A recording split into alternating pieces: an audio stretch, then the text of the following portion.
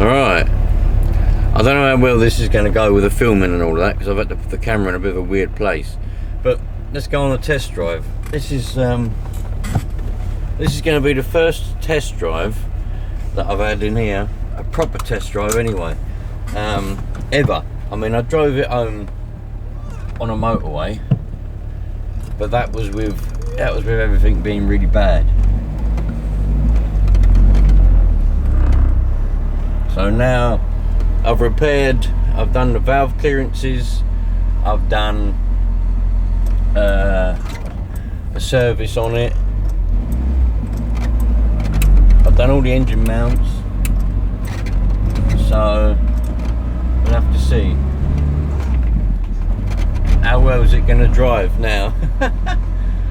So I'm going to go down like an A road, a 70 mile an hour A road, and try and see how fast, well not, yeah, how fast will it go, but also how does it behave on those faster speeds.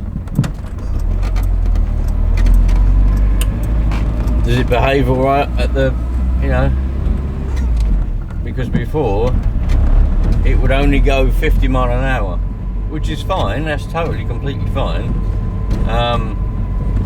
I just want to know what it's like, how does it behave on the faster speeds, and all of that rubbish.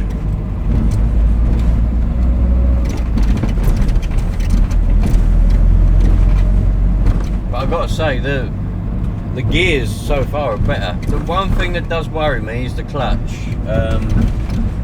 Not necessarily the clutch, perhaps it's even the gearbox. It's a little bit whiny. But we'll see. It's 6:30 on a Saturday morning at the moment. And my reckoning is there won't be a lot of traffic about, because I haven't got a cooling fan.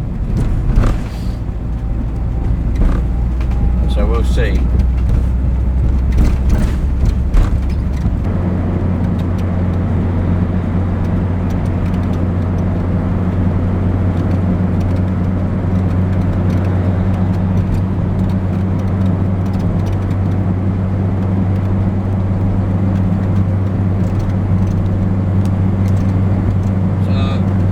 Camera's fallen down a bit.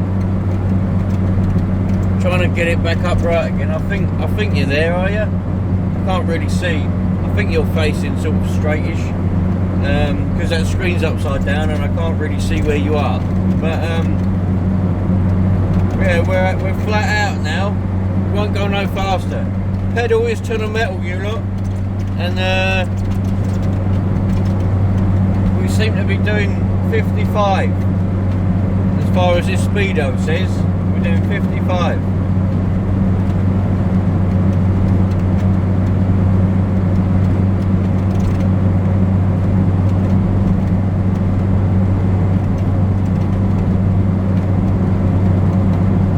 But that whining from the gearbox does worry me slightly,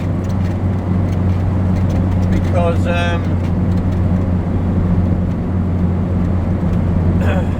you know, that's going to be a bit of a pain.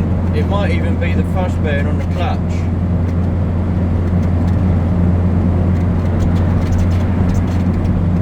Probably the first time that this has been at its working temperature for quite some time. I mean, I know I had it warming up on the driveway and everything, didn't I? But it was being driven with no thermostat in it. You know, and it was on the cold all the time, so it's probably not been up to its full working temperature for quite some time, at least 2 years, because the previous owners, the people I bought it from, had it for 2 years, and they were going up to Devon and back in it, with it like it was. So it's at its full working temperature for the first time in at least 2 years.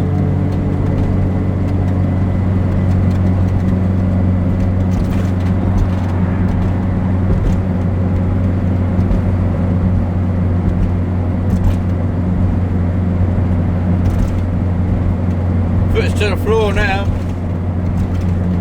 50 mile an hour up a hill.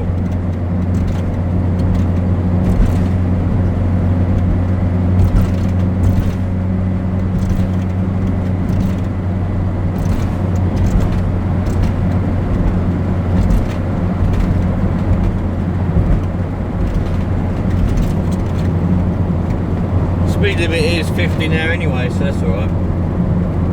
It was 70 on that last bit. 70 mile an hour on that last bit, but it's 50 here, so I can just go flat out and I'll be alright.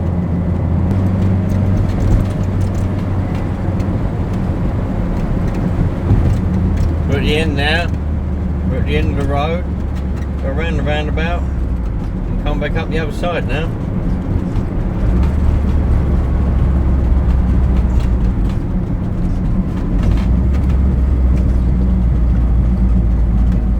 Tell you what I'm hoping is, but what I don't think is going to happen, but what I'm hoping is going to happen is, by using it and giving it a bit of a blast, that whine in that gearbox might go away. But I don't think that's going to happen, but that's what I'm hoping is going to happen.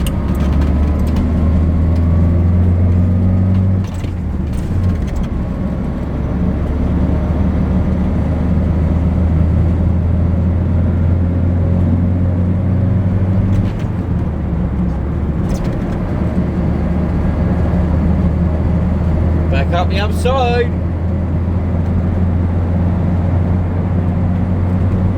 Idea, we're going over the speed limit. 55 and a 50, better slow down. Yeah, man.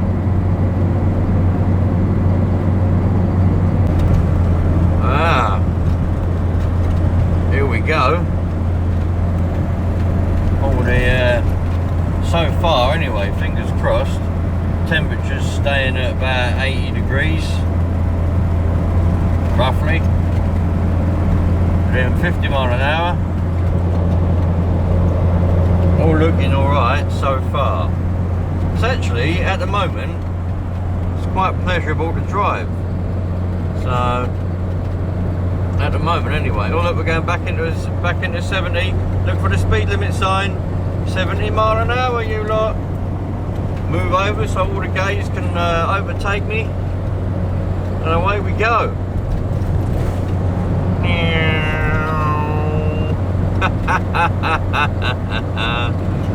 I don't know.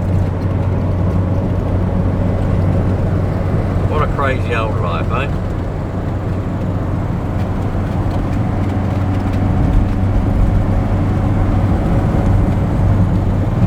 Anyway, let's get to the end of this road and I'm going to park up and have a little walk around and yeah, evaluate what I've found. See if that gearbox sounds any better. I don't know if it does or whatever, but we'll find out. Right, it sounds like we've got a little bit of a... Yeah, we have. Got a bit of a blow on that exhaust there. We'll have to take care of that. A bit of a blow. I don't know if you can hear that. I can hear it out there. Thought I heard a bit of a blow on that. So we've got a little bit of a blow on that exhaust. They do full exhaust systems, the whole lot for them, so I might just have to get one of them.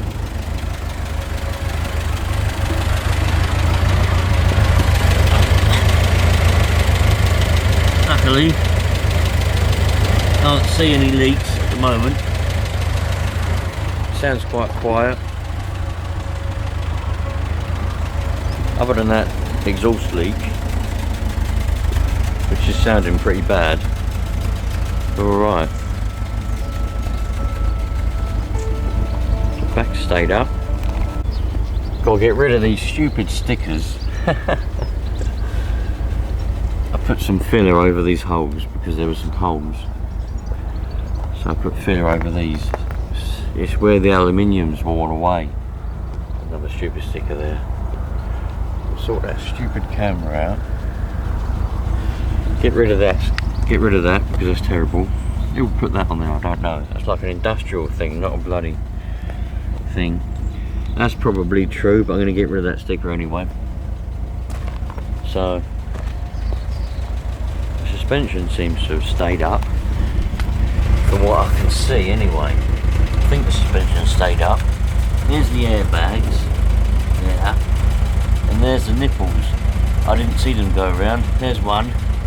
It's the same on the other side.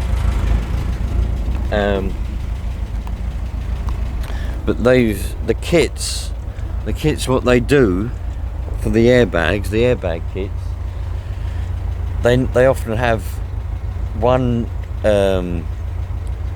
valve for both of them, like it pumps both bags up at the same time, or there's two, and there's also two separate valves, so you can do each side separately. I've only managed to find the two separate ones. I haven't found the actual single valve yet, but I'll find it. But it was a good trip, apart from that exhaust blow, which does sound pretty bad. I think it's coming from that joint there, I think. Sounds like it is.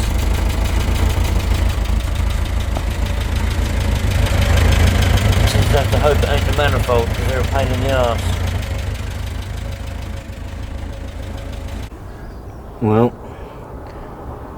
I can't see any leaks. That was leaking. Where all them pipes join up, that was leaking before, coolant. But I can't see that now. There's the new engine mount, looking happy. The other one over there, with the new bolts on the top. I had to turn it off because it was getting hot. That fan does absolute jack shit. That fan is useless, does nothing. All it does is make a load of noise. So I've got to try and sort that out. And try and get a new fan set up so I can have two fans here. Looking at the diesel ones, perhaps they might fit. Bigger fans as well. Two big fans. Can't see any leaks. The thermostat doesn't seem to be leaking, look, which is good. Ah, happy. Let's put that little pipe back on while I'm here. I forgot to put this pipe on. When I had it all apart, when I had all the engine apart, I forgot to put this pipe back on the air filter. Well, the whining is still there. It wasn't there when I parked here, but now I've turned it off and I've started it up again. The whining's back a little bit. Got a bit of a squeaky belt as well. We'll fix that. I've got new belts anyway. They're under there. Brand new belts. Oh mate, well happy. The gears are a lot better. There's a lot less slop in the gear stick now. But so when I've got to try and fix some whining on the gearbox. I might just leave that for a bit and drive it around. That's not, don't know yet. I've got to fix the exhaust blow. Not only does it sound bad, it was an advisory on the last MOT, so it sounds bad. Plus, it was an advisory, so I probably should fix it anyway. I might have to get a new exhaust. Hopefully, it's not the manifold. I'll have to get out and have a look. But other than that, we're happy. Let's one last little blast around and then trip home, I think. Well, we are back again. That worked out I'm pretty happy with how that went. Little test drive, little drive, and I'll tell you what, the weird thing is, if you go on a drive, it's actually really nice driving it. It's really nice. It's so much fun to drive, and it's really nice to drive. But with the gearbox, the whine, I've noticed, if you're driving and you stop, there's no whine there. If you turn it off, let it cool for a bit, start it up again, the whine's there. So to me, that indicates, I think I'm just going to do a gearbox oil change on it. I was going to do it anyway, but I was kind of waiting. I wanted to do a drive around on it to see if there's any other issues first, because I'm going to have to give myself a long funnel, I think, to get to that filler on the gearbox. But I think new gearbox oil might solve that whining issue. I was a bit, you know, I don't want to have to take gearbox off. I don't want to have to do a clutch on it. Alright, simple as that. Although a clutch is easy to change, I don't want to do it. That's why I don't want it to be the thrust bearing.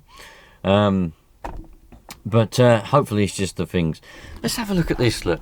While we're in here, I weren't planning on doing this today, but someone's mounted a bloody stupid reversing camera on here. And the actual camera, the actual screen is this thing here, look. And I don't even know if it's ever worked, like, because that goes on there. Where's that go? What? Oh, it goes on the little, right, I need 2 hands. Anyway, it slots on there like that, and then plugs in there. But I can never get it turned on. I think I've worked out why. Because there's a 12 volt plug there, look, 12 volt socket plug. But there ain't no 12 volt wire. I reckon it's stuffed in there and got lost. That's what I reckon. Anyway, let's see if we can get it to work. If not, I'm going to take this bracket off.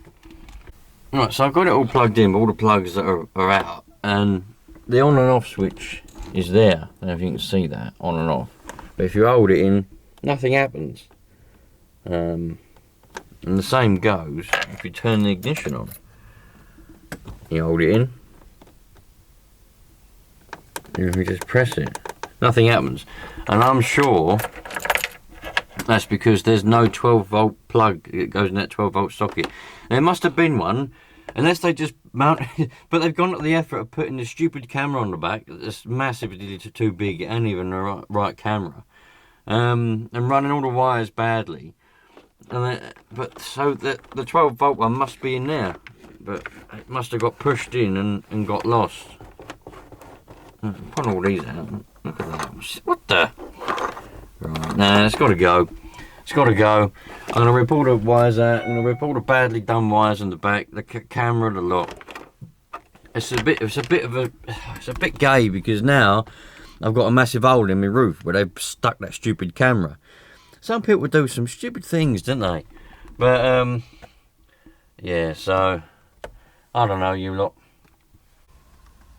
It's always gay when people do silly things like that. I mean, now I've got 2 great big holes in my dash, but I suppose you don't really see it from here and you don't really notice it, really. I reckon they must have broken that, because that's been repaired. They must have broken all of that when they put that in, and then they've just sort of glued it all back together again.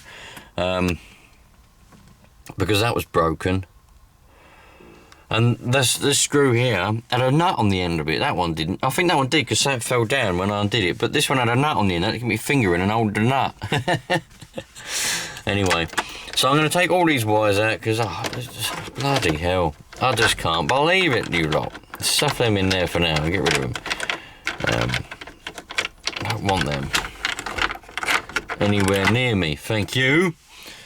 And yeah, I'm going to trace them all through, pull them all out, and I'll do the back ones as well. Now, this is what I mean, man. Look, they've done that, but then they've...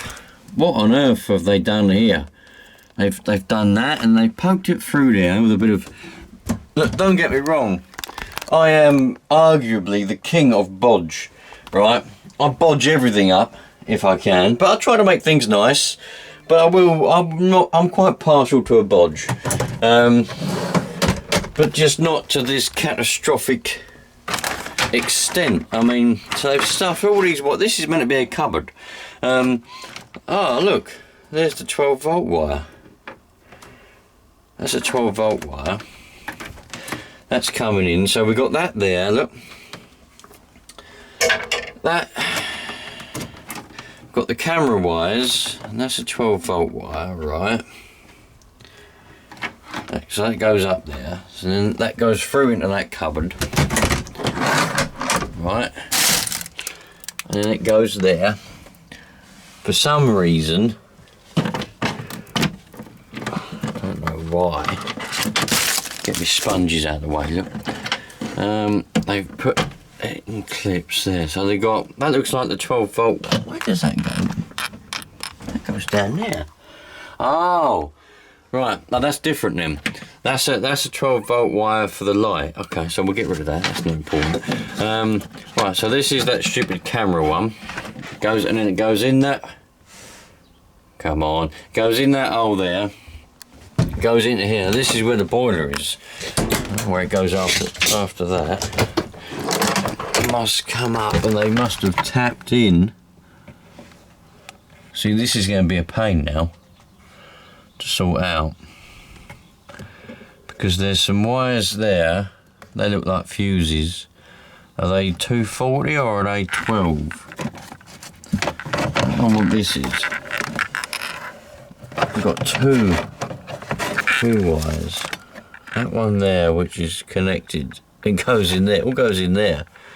I might have to try and work out how to get that off. I imagine there's some screws they must have painted over, and you can probably take the panel off, and then we can have a look inside there and see what's in this, because that's like a box. That's like a box, see? That's all been painted in there as well, look. They painted all of that. Why do people do things like this, eh? Bunch of idiots, aren't they? Absolute bunch of idiots. Anyway, got to try and find the wire. Oh, there they are. Look, that maybe that's them there. Another thing I've noticed, which is handy, is I've got 12 volts going to this stupid fan that I'm going to take off, because there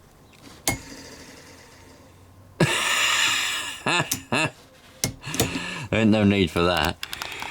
But what I'm going to do, I'm going to keep the 12 volt wire there, and I'm going to screw on here some 12 volt sockets, so that if my kids are up here and I don't know, they wanted to charge up their tablet or something like that of an evening, they can just lean it up against this wall, plug it in, 12 volts, we're charging. I was going to put a 240 volt socket here, but I thought, nah, better not, because well, it's just a weird place to put one, plus the kids would be up here. I'm going to put a 240 volt socket here, which will be easy to do because I've got a 240 volt socket here. So all I've got to do is run some wires up, and I can stick a double socket here. And that'll be handy, because then we can have things on this table and just plug them straight in, and that'll look quite neat and tidy there. Just a 12 volt double socket there. Probably get the one with the USB on it as well. But right, so I'll take this, I'm going to rip all that out. I don't want it. I rip all that out, and I've got to try and find where they've tapped in, and then I've got to try and find where the wires go. I wonder if they go straight down. I wonder if they go straight down and go underneath. I don't think they do. I don't think they do. How would they have got the wires all the way over there? Aha! Is that it?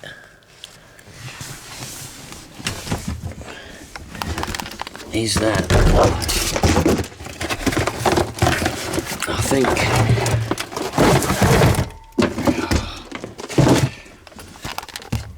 You can't see a thing, can you? There we go. I think that might be it. That might be the one. They've run it down along the bottom. Right. Well, at least I'm getting somewhere. I'm not going to do that today. I was just doing a little bit of investigating, because I was talking about that camera. But I can't believe the way they've done it. I mean, you saw when I was outside and I was looking, I showed you the camera. It's just a massive security camera with a big old cut in the roof, propped it on and put a load of silicone around it. It's they could have got those little cameras, you know, the ones, and they come with a little bracket, 2 screw holes, little camera, job done. Not a great big bloody thing like that, but don't want it anyway. Don't like reversing cameras. Don't use reversing cameras. That's what mirrors are for. And there you go. If you can't see in your mirrors, you get out and look, and if there's someone with you, you ask them to have a look for you. Don't need reversing cameras. Reversing cameras are for gays. Anyway, so I'm going to leave that door open because I'm still trying to dry out that mould, that damp, and I'm going to leave this one open because I'm still trying to dry out. It's actually drying. Yeah, it's actually drying. That's drying, that is. It's drying out.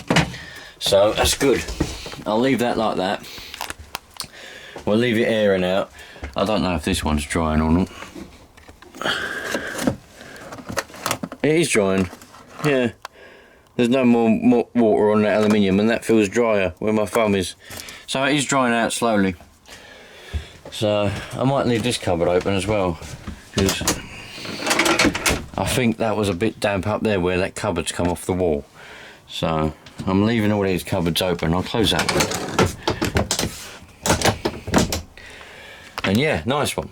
So, if, you know, we'll have a bit of an exhaust repair video coming up. I'm going to have to fix that little blow on that exhaust. And also I'm going to try and get, I've seen on eBay, I've been on Coastal Motorhomes, and they don't do any uprated fans. In case any of you were wondering, Coastal Motorhomes, they don't do uprated stuff or upgrades. They just sell genuine stock sort of factory things. So they sell the original cooling fan for the radiator, which is that yellow one which I've got on it, which is pointless. There's nothing wrong with that fan. It's got all its fins, it's all intact, it all works as it should, you know, but it does move air. If you put your hand behind it, it does move a lot of air, but it's just massively noisy, and it doesn't seem to cool anything. And nothing wrong with the radiator, I know that, because you're driving along and it stays at 80 degrees. It doesn't overheat, it stays at a cool temperature when you're driving. But when you're sitting still ticking over, it's going to get hot. That fan should kick in. I know the fan switch isn't working, so I've got to get a new fan switch, alright? I know that already. I'm just piecing things. I'd rather not just do loads of orders, I'd rather do one order with everything that I need. I know I need a new fan switch, right? But the fan is also on a manual switch. It's got two. It used to, when I bought this camper, the fan used to kick in by itself. It'd kick in, and then it'd cool down enough, and then it'd go off. And then it'd kick in, and then it'd go off. That's what should happen. But the fan switch has gone faulty, so now you have to use the manual switch. Alright? Someone already said to me, hook it up to a manual switch. It's already got a manual switch. But you flick the manual switch on, and the fan, it don't do a lot. You know, it kind of just keeps it where the temperature is. It stops it from going any hotter, which is good, but it doesn't actually cool the engine down, which is what it should do. So I just want to get, I've seen on eBay some bigger performance cars meant for drifting, for drift cars. Big, they're meant to be quiet as well, I don't know. All fans that say silent fan, and you get them and you turn them on and they go, whoa! And you're like, what the fuck? It's meant to be a silent fan. It's like a generator, isn't it? When you get a generator, oh, it's a silent generator. Oh, is it? Oh, yeah, it sounds silent to me. Anyway, so I've seen these fans on eBay. I might get one, and I might keep the original fan what's on it, and then have it, get a new fan switch, obviously, and you can get fan switches which have two wires, and they've got two separate thresholds for coming on. The first one apparently is about 88 degrees or something like that, and then the second one's 94 degrees. So you can have two fans. One comes on at 80 something degrees, and the other one comes on a bit later at 90 something degrees if it's a hot day or whatever. Then both fans will come on. So I'm going to get the fan switch with that, and I think I'll keep the original fan to come on. I don't know whether to have, I don't know, I'll switch it one way or another. I might have the original fan to come on first, and then the bigger fan to come on second, but have the bigger one on a switch as well, just so I can put that if it's quieter. But I was looking as well, because the diesel Talbots, they have a twin fan setup. They've got two fans, and if you've ever noticed, a diesel engine fan is always really quiet. You never hear a diesel fan come on, do you? I mean, on my old van, I thought for a while, I thought the fan was broken, because I'd be sitting there for an hour ticking over. It wouldn't get hot, but I thought, I can't hear a fan. And I opened up the bonnet and it was going round. You just couldn't hear it because it's so quiet.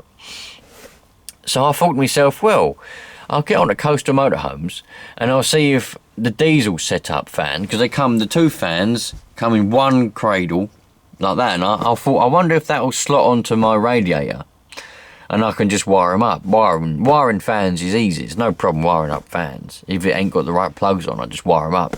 A couple of bits, soldering some wire and some heat shrink, and the job done. And he said he reckons they won't fit. But I'm tempted just to buy the diesel setup, the two fans, and try and make it fit, you know? Because that's the same price as buying one of those performance single fans. So, yeah, I don't know what to do with that at the moment. I might ring up Coastal again and just ask them, you know, can they measure the fan? Can they measure a petrol? Because they sell the radiators as well. I might say, can you measure a radiator and measure the fan for the diesel one for me, please? And tell me what the difference is. You know, is it even going to be possible to make them fit? Because if it doesn't quite fit, I can make it fit. But if it's really far out, then it's going to be difficult. I'd be better off just buying 2 single fans in that case and making up a mount myself and mounting 2 single fans. But I'm just thinking, if I get diesel fans, they might be quieter. Because one thing I hate about petrol fans is you turn them on, they go, woo! And they're massively loud. Like the one on this now is stupidly loud. So, anyway, I'll catch you later on. And yeah, thanks for coming on a little ride. Thanks for listening to me waffle. I've got mud all over my mattress on it because the kids were up here. And yeah, I'll catch you later on, you lot. All the best.